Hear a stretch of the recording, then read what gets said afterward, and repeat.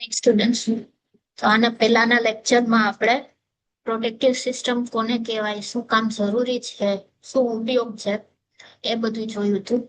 હવે આજના લેક્ચરમાં આપણે જોશું કે ઝોન ઓફ પ્રોટેક્શન એટલે શું, કયા કયા ઝોનમાં પ્રોટેક્શન દેવાનું હોય અને કેવી રીતે દેવાનું હોય. તો ઝોન ઓફ પ્રોટેક્શન એટલે શું છે કે ઇલેક્ટ્રિક પાવર સિસ્ટમમાં કન્ટિન્યુઅસલી મોનિટર કરે કે કયા સ્પેસિફિક સેટથી, જેમ કે સીટી છે, પીટી, રિલે અને સર્કિટ બ્રેકરની હેલ્પથી એને મોનિટર કરવું અને પ્રોટેક્ટ કરવું.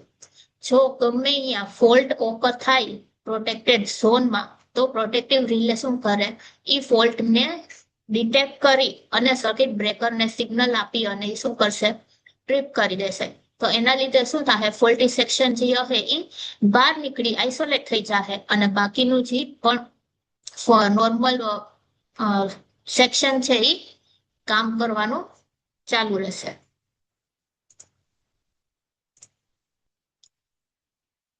હવે ઝોન ઓફ પ્રોટેક્શન નું મેઇન પ્રિન્સિપલ શું છે કે જો ફોલ્ટ ઝોનની અંદર થાય તો શું થાય, રિલે ઓપરેટ થઈ અને ટ્રીપ થઈ જશે સર્કિટ બ્રેકર. જો બહારની સાઈડ થાય, પ્રોટેક્ટેડ ઝોનની બહારની સાઈડ ફોલ્ટ, તો રિલે કાંઈ ઓપરેટ નહીં થાય.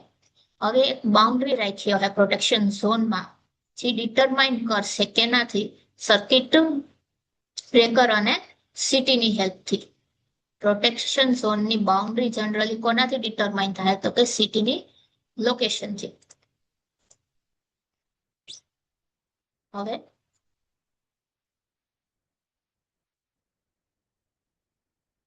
ટાઈપ ઓફ પ્રોટેક્શન ઝોન, કોને કોને આપણે પ્રોટેક્શન ઝોન આપવાના હોય, તો પેલું જનરેટરને આપણે પ્રોટેક્શન આપીએ છીએ, બીજું આવશે ટ્રાન્સફોર્મર, બસ બાર, ટ્રાન્સમિશન લાઇન અને ફીડર. જનરેટર, ટ્રાન્સફોર્મર, બસ બાર, ટ્રાન્સમિશન લાઇન અને ફીડર, આ બધાને આપણે શું આપીએ છીએ, પ્રોટેક્શન આપીએ છીએ. હવે આ ક્વેશ્ચન પૂછે છે કે ઝોન ઓફ પ્રોટેક્શન નું વર્કિંગ કેવી રીતે કરવામાં આવે. તો પેલું કેસ કયું છે કે જો ટ્રાન્સફોર્મર ઝોનની અંદર ફોલ્ટ થાય, ટ્રાન્સફોર્મર આખું ઝોન છે એની અંદર જો ફોલ્ટ થયું હોય તો કેવી રીતે પ્રોટેક્ટ કરશે, તો કે પેલા સીટીજી છે એ ફોલ્ટ કરંટને ડિટેક્ટ કરશે. હવે ગમે ત્યારે ફોલ્ટ થાય તો કરંટ જે હશે એ કેટલું હશે, નોર્મલ કરંટ કરતા ડબલ હશે, વધુ હશે, તો એ શું કરશે, સીટી ફોલ્ટ કરંટને ડિટેક્ટ કરશે. એની પછી જે રિલે લગાવેલું હોય એ સિગ્નલને ટ્રીપ કરી દેશે, ટ્રીપને સિગ્નલ મોકલશે. પછી સર્કિટ બ્રેકર જે બે સાઈડ કનેક્ટ છે, એક અહીંયા કનેક્ટેડ છે અને અહીંયા કનેક્ટેડ છે, એ બે શું કરશે, ટ્રીપ કરી અને ટ્રાન્સફોર્મરને આઇસોલેટ કરી નાખશે અને હેલ્ધી જનરેટર અને બસ બાર કન્ટિન્યુઅસલી ઓપરેટ થાય. પેલા કેસમાં શું છે કે અહીંયા ટ્રાન્સફોર્મર ઝોનને પ્રોટેક્શન આપવું હોય તો શું કર્યું, જનરેટર, પછી ટ્રાન્સફોર્મર અને બસ બાર, ટ્રાન્સફોર્મરની બે સાઈડ સર્કિટ બ્રેકર લગાવ્યું. હવે સીટી શું કરશે, હાઈ કરંટને ડિટેક્ટ કરશે, રિલે સિગ્નલને સેન્ડ કરશે સર્કિટ બ્રેકર સુધી. સર્કિટ બ્રેકર બંને સાઈડ જે કનેક્ટેડ છે આ અને આ, એ ટ્રીપ થઈ જાય, ટ્રાન્સફોર્મરને આઇસોલેટ કરી નાખશે અને જનરેટર અને બસ બાર જે નોર્મલી કન્ટિન્યુ ઓપરેટ થતું હોય એવી રીતે જ ઓપરેટ થશે. હવે બીજો કેસ કે ટ્રાન્સમિશન લાઇન હોય તો એમાં ફોલ્ટ થયું હોય, જેમ કે અહીંયા લાઈન છે, આ બધું એમને નોર્મલ, તો કેવી રીતે થાય, તો કે ટ્રાન્સમિશન લાઇનની પહેલા જે સર્કિટ બ્રેકર કનેક્ટેડ છે એ જ ખાલી ટ્રીપ થશે, બાકી જનરેટર, ટ્રાન્સફોર્મર અને બસ બાર એની નોર્મલ કન્ડિશનમાં કામ કરશે. પહેલા શું કરશે, ફોલ્ટ કરંટ સીટી ડિટેક્ટ કરશે, રિલે સિગ્નલ મોકલશે, સર્કિટ બ્રેકર ટ્રીપ થશે અને જનરેટર, ટ્રાન્સફોર્મર અને બસ બાર નોર્મલ રીતે કામ કરશે. હવે ઝોન ઓફ પ્રોટેક્શન છે તેના ફાયદા શું શું છે. પેલું શું છે કે ફોલ્ટી સેક્શનને બહાર કાઢી નાખશે, પછી ફેલિયરથી પ્રિવેન્ટ કરશે, એટલે કંઈ ફેલ ન થાય એનાથી બચાવશે. એક્સપેન્સિવ ઇક્વિપમેન્ટ આપણે બધા વાપરતા હોય તો એને શું કરશે, પ્રોટેક્શન આપશે. રિપેર કોસ્ટ ઓછો કરશે, હેલ્ધી સેક્શનને અનઇન્ટરપ્શન નહીં થાય, કંઈ ડિસ્ટર્બન્સ નહીં થાય, નોર્મલ કન્ડિશનમાં ચાલુ રહેશે અને ઓવરઓલ પાવર સિસ્ટમની સ્ટેબિલિટી છે એ ઇમ્પ્રુવ કરશે.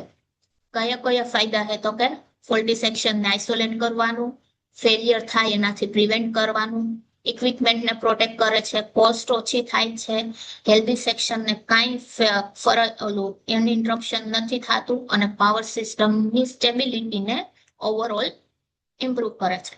આ ક્વેશ્ચન 4 માર્કમાં પૂછે છે કે ઝોન ઓફ પ્રોટેક્શન કોને કહેવાય? તો પહેલા એની ડેફિનેશન, પછી કેવી રીતે કામ કરે છે. તો એમાં બે કેસ છે. પહેલો છે કે બસ બાર અથવા ટ્રાન્સફોર્મર, આજે જોયું ટ્રાન્સફોર્મર ઝોનને પ્રોટેક્ટ કરવું હોય તો કેવી રીતે કરવાનું, અને બીજું કે ટ્રાન્સમિશન લાઇનમાં ફોલ્ટ થાય તો એ કેવી રીતે કામ કરે અને એના એડવાન્ટેજ. આટલું લખવાનું થશે.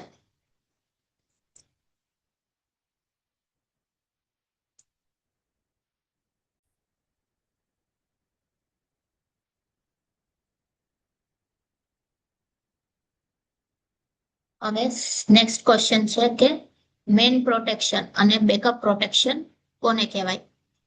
તો મેઇન પ્રોટેક્શન એટલે નામ ઉપરથી ખબર પડે કે મેઇન જે સૌથી પહેલા આપણે મેઇન કામ કરતું હોય એ ટાઈપનું પ્રોટેક્શન હોય તો એને શું કહેવાય? Main protection. મેઇન પ્રોટેક્શનનું બીજું નામ છે પ્રાઇમરી પ્રોટેક્શન. એ શું છે? ફર્સ્ટ લાઇન ડિફેન્સ છે, જે કોઈ પણ સ્પેસિફિક સેક્શન પાવર સિસ્ટમને પ્રોવાઈડ કરવામાં આવે. ડિફેન્સ એટલે એને પ્રોટેક્ટ કરવામાં આવે. સૌથી પહેલા એ એવી રીતે ડિઝાઇન કરેલું હોય કે ગમે ત્યારે કોઈ પણ પ્રોટેક્શન ઝોનમાં ફોલ્ટ થાય તો એ ડાયરેક્ટ શું કરે? ફોલ્ટી સેક્શનને એક જ સેકન્ડની અંદર એને ડિસ્કનેક્ટ કરી નાખે, એટલે આઇસોલેટ કરી નાખે. હવે મેઇન પ્રોટેક્શન છે એ ઇમિડિયેટલી એટલે ફટાફટ ઓપરેટ થવું જોઈએ ગમે ત્યારે ફોલ્ટ થાય ત્યારે. બાકી કોઈ મેઇન પ્રોટેક્શનનું કામ જો એ ઇમિડિયેટલી ઓપરેટ ન થાય તો એનું કાંઈ કામ ન રહ્યું. આની ડિફાઇન પૂછે છે કે પ્રાઇમરી પ્રોટેક્શન અને બેકઅપ પ્રોટેક્શન સમજાવો. તો પહેલું પ્રાઇમરીમાં શું આવે કે એ ફર્સ્ટ લાઇન ડિફેન્સ છે, પાવર સિસ્ટમને આપણે આપીએ છીએ પ્રોટેક્શન માટે. એ શેના માટે કામ આવે? તો કે પ્રોટેક્શન ઝોનને જ્યારે પણ ફોલ્ટ થાય તો એને ડાયરેક્ટલી ઇમિડિયેટલી એને ડિસ્કનેક્ટ કરી નાખે ફોલ્ટી સેક્શન. પછી આવે છે એના ફીચર્સ. તો કે ઓપરેટિંગ સ્પીડ કેવી હોવી જોઈએ? સૌથી સારી હોવી જોઈએ, ફાસ્ટ હોવી જોઈએ. સિલેક્ટિવિટી એટલે એ ખબર પડી જવી જોઈએ કે કયા ઝોનની અંદર ફોલ્ટ થયો છે, તો એ કેવું હોવું જોઈએ? હાઈ સિલેક્ટિવિટી હોવી જોઈએ. સેન્સિટિવિટી સારી હોવી જોઈએ પ્રોટેક્શન ઝોનમાં, ફટાફટ ઓપરેટ થઈ જાય એવું હોવું જોઈએ, એટલે રિલાયબલ ઓપરેશન હોવું જોઈએ. ટ્રીપ ખાલી સર્કિટ બ્રેકર થવું જોઈએ, ફોલ્ટી સેક્શન બીજા કઈ સેક્શનનું ટ્રીપ ન થઈ જાય એ પણ એને ધ્યાન રાખવાનું, એટલે એને ડિસ્ક્રિમિનેશન કરતા આવડવું જોઈએ. અને ફોલ્ટ ટાઈમે આ બહારની પ્રોટેક્શન ઝોનની બીજા ફોલ્ટ ન થયો હોય એ ત્યાં શું રહેવું જોઈએ? સ્ટેબલ રહેવું જોઈએ. પેલું ઓપરેટિંગ સ્પીડ ફાસ્ટ હોવી જોઈએ, સિલેક્ટિવિટી સારી હોવી જોઈએ, સેન્સિટિવ હોવું જોઈએ, રિલાયબલ ઓપરેશન થવું જોઈએ, ટ્રીપ કરવું જોઈએ ખાલી ફોલ્ટી સેક્શનનું સર્કિટ બ્રેકર, અને સ્ટેબલ રહેવું જોઈએ.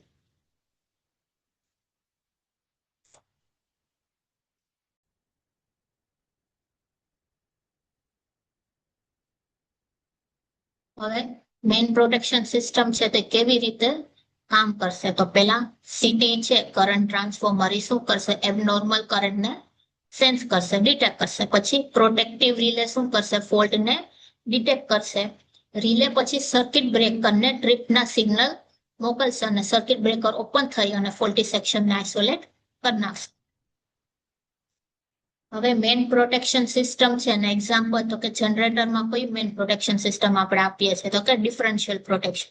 એ જ રીતે ટ્રાન્સફોર્મર છે તો ગ્લુકોઝ રિલે અને ડિફરન્શિયલ પ્રોટેક્શન. ટ્રાન્સમિશન લાઇનમાં ડિસ્ટન્સ પ્રોટેક્શન, બસ બારમાં ડિફરન્શિયલ પ્રોટેક્શન અને ફીડરમાં ઓવર કરંટ અને અર્થ ફોલ્ટ પ્રોટેક્શન. આ બધા રિલે આપણે આગળ જોશું કે આ બધા કેવી રીતે કામ કરે છે. ડિફરન્શિયલ છે, ગ્લુકોઝ રિલે છે, ડિસ્ટન્સ પ્રોટેક્શન છે અને ઓવર કરંટ અને અર્થ ફોલ્ટ પ્રોટેક્શન છે.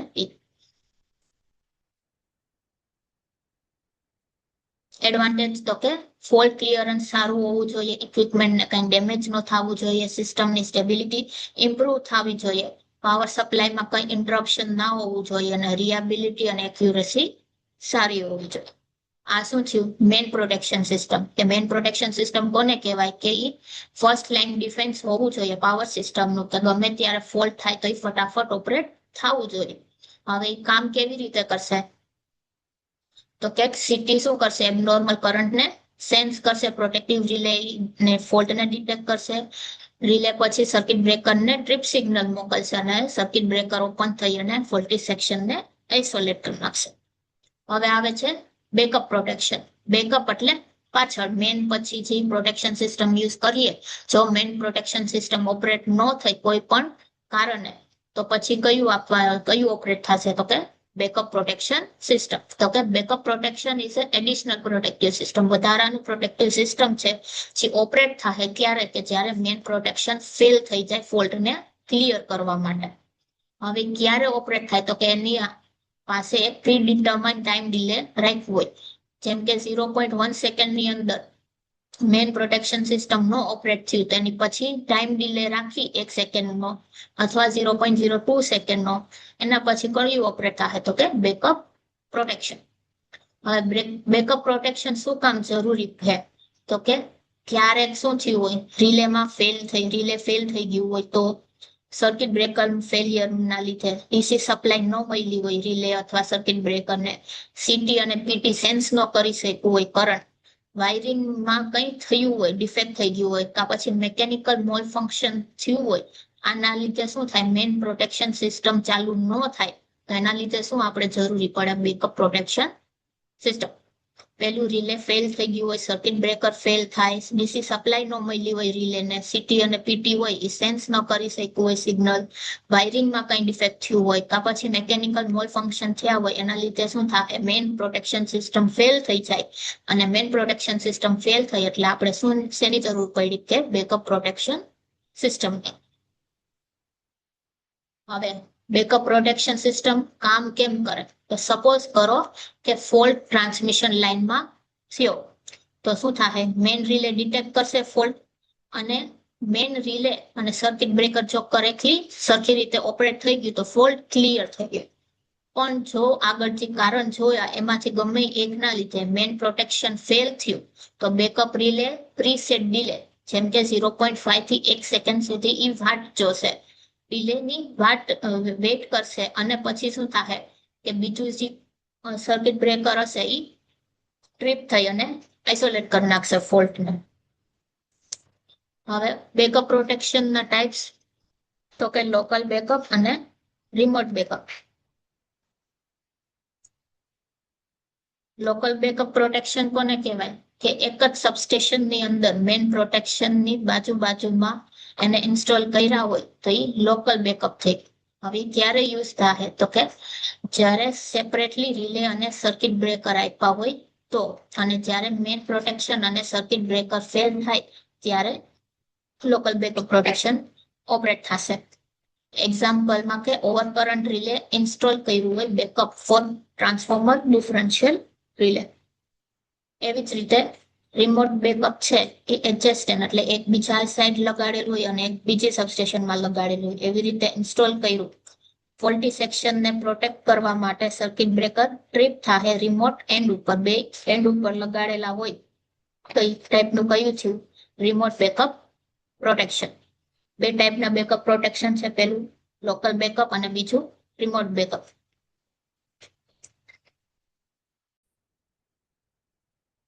બેકઅપ પ્રોટેક્શન જોયું, એના ટાઈપ્સ જોયા. એના ટાઈપ્સ 3 થી 4 માર્કમાં પૂછાશે કે બેકઅપ પ્રોટેક્શનના ટાઈપ કયા કયા છે અને બેકઅપ પ્રોટેક્શનની જરૂર શું કામ છે.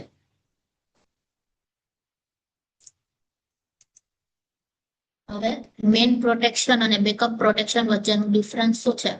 તો કે પેલું પર્પસ. તો મેઇન પ્રોટેક્શનનું કામ શું છે? નોર્મલ કન્ડિશનમાં ફોલ્ટને ક્લિયર કરવું. પણ બેકઅપ પ્રોટેક્શનનું કામ શું છે? કે જ્યારે પણ મેઇન પ્રોટેક્શન ફેલ થાય ત્યારે એ ફોલ્ટને ક્લિયર કરે. ઓપરેટિંગ ટાઈમ સૌથી ફાસ્ટ છે અને બેકઅપનો સ્લો છે, કેમ કે એમની વચ્ચે કંઈ ટાઈમ ડિલે રાખેલો હોય. સિલેક્ટિવિટી મેઇન પ્રોટેક્શનની હાઈ છે અને બેકઅપની લો છે. પ્રોટેક્શન ઝોન તો સ્પેસિફિક ઇક્વિપમેન્ટ ઓર સેક્શનમાં આપેલું હોય અને બેકઅપમાં લાર્જ એરિયામાં એને બેકઅપ પ્રોટેક્શન. રિયાબિલિટી હાઈ છે મેઇન પ્રોટેક્શનની અને બેકઅપ પ્રોટેક્શનમાં થોડીક ઓછી છે. ઓપરેશન તો કે સૌથી પહેલા ઓપરેટ થાય મેઇન પ્રોટેક્શન, ને બેકઅપમાં શું છે? જો મેઇન પ્રોટેક્શન ફેલ થાય તો જ બેકઅપ પ્રોટેક્શનોને ઓપરેટ થવાનું. કોસ્ટ તો કે મેઇન પ્રોટેક્શનની વધુ છે પણ બેકઅપ પ્રોટેક્શનની ઓછી છે કેમ કે એ ડુપ્લિકેટ છે પ્રાઇમરી સ્કીમ. આ 3 માર્કમાં પૂછશે કે મેન અને બેકઅપ પ્રોટેક્શન વચ્ચેનું ડિફરન્સ શું છે. તો પેલું પર્પસ, મેન કઈ યુઝ થાય નોર્મલ કન્ડિશનમાં, અને બેકઅપ જ્યારે મેન પ્રોટેક્શન ફેલ થઈ ગયું હોય તો. ઓપરેટિંગ ટાઈમ મેન ફાસ્ટ છે અને બેકઅપનું ઓછું છે. સિલેક્ટિવિટી મેન પ્રોટેક્શનની હાઈ છે અને બેકઅપ પ્રોટેક્શનની લો છે. પ્રોટેક્શન ઝોન સ્પેસિફિક ઇક્વિપમેન્ટ માટે છે અને બેકઅપ માટે લાર્જ એરિયામાં છે. રિએબિલિટી મેન પ્રોટેક્શનની હાઈ છે અને બેકઅપ પ્રોટેક્શનની ઓછી છે. ઓપરેશન મેન પ્રોટેક્શનનું કેવું છે, સૌથી પહેલા ઓપરેટ થાય, પણ બેકઅપમાં ત્યારે ઓપરેટ થાય જ્યારે મેન પ્રોટેક્શન સિસ્ટમ ફેલ થઈ હોય અને કોસ્ટ વધુ છે મેન પ્રોટેક્શનની, જ્યાં બેકઅપ પ્રોટેક્શનની ઓછી છે. હવે મેન પ્રોટેક્શન અને બેકઅપ પ્રોટેક્શનની ઓપરેટિંગ માટે આખી સ્કીમ છે. તો કે પેલા માની લ્યો કે ફોલ્ટ થયું. ફોલ્ટ થાય એટલે શું થાય, સીટી ફોલ્ટ કરંટ ડિટેક્ટ કરશે. હવે ફોલ્ટ કરંટ ડિટેક્ટ કરી લીધું એ પછી કોને આપશે પ્રોટેક્શન, મેન પ્રોટેક્શન રિલેને. રિલે ટ્રિપ સિગ્નલ મોકલશે સર્કિટ બ્રેકરને અને ફોલ્ટ ક્લિયર થઈ ગયો. માની કે હવે મેન પ્રોટેક્શન સિસ્ટમ ફેલ થઈ ગઈ તો શું થાય, ટાઈમ ડિલે સ્ટાર્ટ થયો 0.5 થી 1 સેકન્ડ સુધી. પછી બેકઅપ પ્રોટેક્શન રિલે ઓપરેટ થયું, એ સિગ્નલ મોકલશે બેકઅપ સર્કિટ બ્રેકર ટ્રિપને, અને પછી ફોલ્ટ સેક્શન ફાઇનલી ક્લિયર થઈ ગયું. હવે રિલે અથવા પ્રોટેક્શન સિસ્ટમના રિલેટેડ ટર્મ્સ છે. આ દર વખતે પૂછાય જ છે 7 માર્કમાં બધા. પેલું છે રિએબિલિટી. રિએબિલિટી એટલે ગમે ત્યારે અથવા ગમે જગ્યાએ ફોલ્ટ થયો હોય તો રિલે ઊંચી હોય અથવા પ્રોટેક્ટિવ સિસ્ટમ એ કરેક્ટલી ઓપરેટ થવું જોઈએ, સરખી રીતે ઓપરેટ થવું જોઈએ, અને નોર્મલ કન્ડિશનમાં એ ઓપરેટ ન થાય એને ધ્યાન રાખવું જોઈએ. એ શું થયું, એક રિએબિલિટી. હવે એનું કામ શું છે રિએબિલિટીનું, કે ફોલ્ટ ક્લિયરન્સ છે એ એની ઉપર ધ્યાન રાખે. પછી અનઇન્ટરપ્શન એટલે પાવરનો વ્યય વધારે ન થાય એનું થી પ્રિવેન્ટ કરે છે અને ઇલેક્ટ્રિક ઇક્વિપમેન્ટને પ્રોટેક્ટ કરે છે. માની લ્યો કે ટ્રાન્સફોર્મરમાં ઇન્ટરનલ ફોલ્ટ થયો અને રિલે ટ્રિપ સિગ્નલ સર્કિટ બ્રેકરને ઇમિડિયેટલી મોકલી દે તો એ શું થયું, એક ટાઈપનું રિએબલ છે. પછી આવે છે સિલેક્ટિવિટી. તો સિલેક્ટિવિટી એટલે શું થાય, ability of protective system to isolate only the faulty section. Faulty section હોય, જે સેક્શનમાં ફોલ્ટ થયું હોય એ જ સેક્શનના સર્કિટ બ્રેકરને એ ટ્રિપ કરે અને જે નોર્મલ હેલ્ધી કન્ડિશનના સર્કિટ બ્રેકર હોય એને કંઈ નુકસાન ન કરે. તો એ શું થયું, એક ટાઈપનું સિલેક્ટિવિટી. એટલે ડિસ્ક્રિમિનેશન કરતું હોવું જોઈએ કે અહીંયા ફોલ્ટ થયું છે અને આ હેલ્ધી સેક્શન છે તો અહીંયા કંઈ નથી કરવાનું. હવે એનું ઇમ્પોર્ટન્સ શું આવે, તો કે પાવરનું આઉટેજ ઓછું થાય છે, સપ્લાય કન્ટિન્યુ મેન્ટેન રહે છે અને અનનેસેસરી ટ્રિપિંગ જે છે એ ઓછી થાય છે.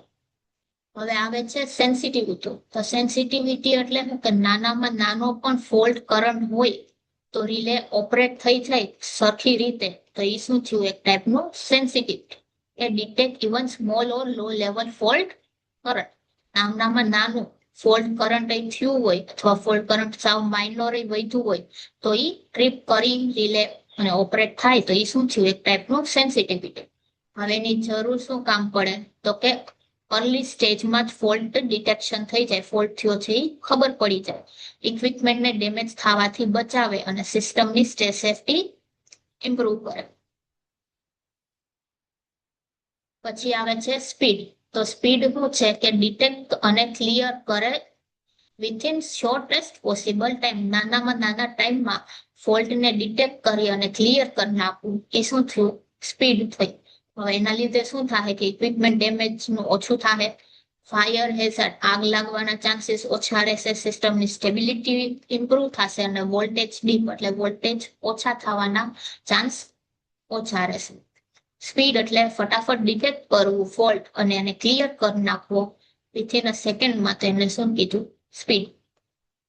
હવે સ્ટેબિલિટી એટલે શું, કે જ્યારે પણ ફોલ્ટ ક્લિયર થઈ ગયો એના પછી સિસ્ટમ સ્ટેબિલિટીથી નોર્મલ કન્ડિશનમાં ઓપરેટ થાય, એને શું કીધું, સ્ટેબિલિટી. એટલે સ્ટેબલ થવું. ફોલ્ટ ક્લિયર થઈ ગયા પછી પણ સિસ્ટમ કેવી રીતે સ્મૂથલી હાલે તો એ શું થયું, એક ટાઈપનું સ્ટેબિલિટી થઈ. તો એ શું કામ જરૂરી પડે? તો કે ફોલ્સ સ્ટ્રીપિંગ ને પ્રિવેન્ટ કરે, પાવર સપ્લાયનું અનઇન્ટરપ્શન ઓછું કરે અને સિસ્ટમની રિએબિલિટી પણ ઇમ્પ્રુવ કરે. સિમ્પ્લિસિટી તો કે પ્રોટેક્ટિવ સિસ્ટમ એવી રીતે ડિઝાઇન કરવામાં આવે કે ઓપરેશન માટે ઇઝી રહે અને મેન્ટેનન્સ ઇઝીલી આપણે સરળતાથી કરી શકીએ. તો એ શું થયું? સિમ્પ્લિસિટી. તો એ શું કામ, એના ઇમ્પોર્ટન્સ શું છે? તો કે ઇન્સ્ટોલેશન ફટાફટ થઈ જાય, ફોલ્ટ ફટાફટ ડિટેક્ટ થઈ જાય, મેન્ટેનન્સ કોસ્ટ ઓછો રહે અને ઓપરેશનલમાં એરર જે આવતા હશે એ થવાના ચાન્સીસ ઓછા રહે. પછી ઇકોનોમી એટલે જે પણ પ્રોટેક્શન સિસ્ટમ છે એ રીઝનેબલ કોસ્ટમાં, એટલે ઓછામાં ઓછા કોસ્ટમાં એ આખું સેટઅપ થઈ જાય. તો એ શું થયું? એક ટાઈપનું ઇકોનોમી. તો એના લીધે શું થાય કે અનનેસેસરી ખર્ચો જે છે એ અવોઇડ થઈ જાય, સેફટી પણ જળવાઈ રહે, કોસ્ટ ઓછા હશે તો, અને વોલ્ટેજ લેવલ અને નાના એપ્લિકેશન માટે એ સ્યુટેબલ રહે. એક્યુરેસી એટલે એકચ્યુઅલ ફોલ્ટ કન્ડિશનમાં એ ઓપરેટ થાય અને ઇનકરેક્ટ ઓપરેશનને અવોઇડ કરે. તો એ શું થયું? એક ટાઈપનું એક્યુરેસી. અને એડિક્વેન્ટ બેકઅપ પ્રોટેક્શન એટલે બેકઅપ પ્રોટેક્શન, મેઇન પ્રોટેક્શન ન ઓપરેટ થયું હોય તો એ ચાલુ થઈ જાય, તો એને શું કીધું? Adequate backup protection. નવ ડિફાઇન જોઈ પેલી reliability, selectivity, sensitivity, speed, simplicity, economy, accuracy અને એડિક્વેન્ટ બેકઅપ પ્રોટેક્શન. આ 9 ડેફિનેશન પૂછશે 7 માર્કમાં. ડિફાઇન લખી અને શું કામ જરૂરી છે એ 2-3 પોઈન્ટ લખી નાખવાના.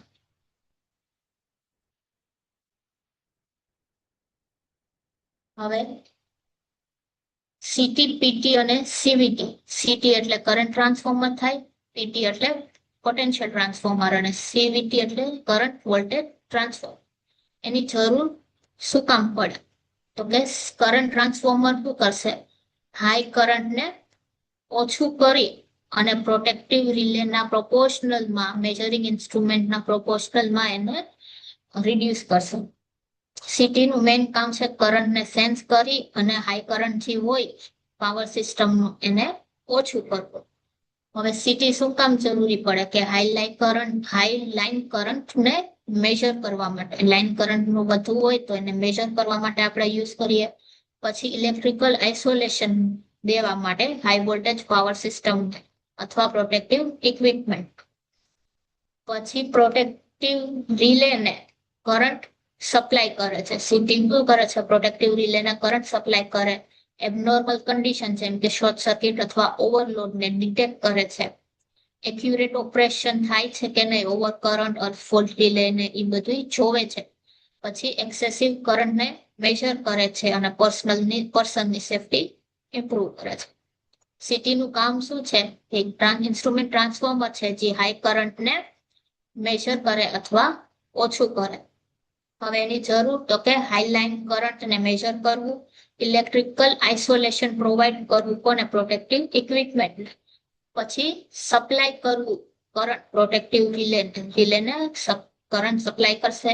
એબનોર્મલ કન્ડિશનને ડિટેક્ટ કરવું, એક્યુરેટ ઓપરેશન કરવું, સારું સરખું ઓપરેટ કરવું, ઓવર કરંટ, ડિફરન્શિયલ અને હોટ ફોલ્ટ રિલેને મેજર કરવા, એક્સેસિવ કરંટ અને પર્સનની સેફટી મેન્ટેન કરવા. પછી આવે છે પીટી. તો પીટી એટલે વોલ્ટેજ ટ્રાન્સફોર્મર, જે હાઈ વોલ્ટેજને ઓછું કરી અને સ્ટાન્ડર્ડ લો વેલ્યુ ઉપર લઈ આવે. હવે એની જરૂર શું છે? તો કે હાઈ વોલ્ટેજને સેફ લેવલ સુધી રિડ્યુસ કરવું, જેમ કે 110 વોલ્ટને અથવા 365 વોલ્ટ સુધી એને ઓછું કરવું. ઇલેક્ટ્રિકલ આઇસોલેશન આપવું પાવર સિસ્ટમ અને પ્રોટેક્ટિવ ઇક્વિપમેન્ટ. વોલ્ટેજ સિગ્નલ મોકલવા પ્રોટેક્ટિવ રિલેને. પછી over voltage, under voltage, distance અને ડાયરેક્શનલ પ્રોટેક્શનમાં પીટી યુઝ થાય. પછી વોલ્ટેજનું મેજરમેન્ટ કરવું અને ઇન્સ્ટ્રુમેન્ટને હાઈ વોલ્ટેજથી પ્રોટેક્ટ કરવા. પીટીનું કામ શું છે? તો કે હાઈ સિસ્ટમ વોલ્ટેજને લો લેવલ ઉપર રિડ્યુસ કરવું, હાઈ વોલ્ટેજને સેફ લેવલ ઉપર લઈ આવવું, આઇસોલેશન મેન્ટેન કરવું, પાવર સિસ્ટમ અને પ્રોટેક્શન ઇક્વિપમેન્ટ પર વોલ્ટેજ સિગ્નલ મોકલવા પ્રોટેક્ટિવ રિલેને, over current, under voltage, distance અને ડાયરેક્શનલ પ્રોટેક્શનમાં યુઝ થાય. વોલ્ટેજ મેઝરમેન્ટ એક્યુરેટ છે કે નહીં એ જોવાનું અને ઇન્સ્ટ્રુમેન્ટ ને પ્રોટેક્ટ કરવાનું હાઈ વોલ્ટેજ થી. હવે નેક્સ્ટ છે સીવીટી, કેપેસિટિવ વોલ્ટેજ ટ્રાન્સફોર્મર. એ શું કરે? કેપેસિટિવ વોલ્ટેજ ડિવાઈડર ને સ્ટેપ ડાઉન કરે એક્સ્ટ્રા હાઈ ટ્રાન્સમિશન વોલ્ટેજ સુધી. એની જરૂર શું છે? તો કે હાઈ વોલ્ટેજ ટ્રાન્સમિશન સિસ્ટમમાં યુઝ થાય. સ્ટેપ ડાઉન કરે એક્સ્ટ્રા હાઈ વોલ્ટેજ ને રિલે વોલ્ટેજના સ્ટાન્ડર્ડ હિસાબે. પછી વોલ્ટેજ ઇનપુટ પ્રોવાઈડ કરે પ્રોટેક્ટિવ રિલેમાં. ડિસ્ટન્સ પ્રોટેક્શન અને ડાયરેક્શનલ પ્રોટેક્શનમાં સીવીટી યુઝ થાય. પછી એક્સપેન્સિવ ઓછું છે અને લાઇટ ઇલેક્ટ્રોમેગ્નેટિક હાઈ વોલ્ટેજીસ છે.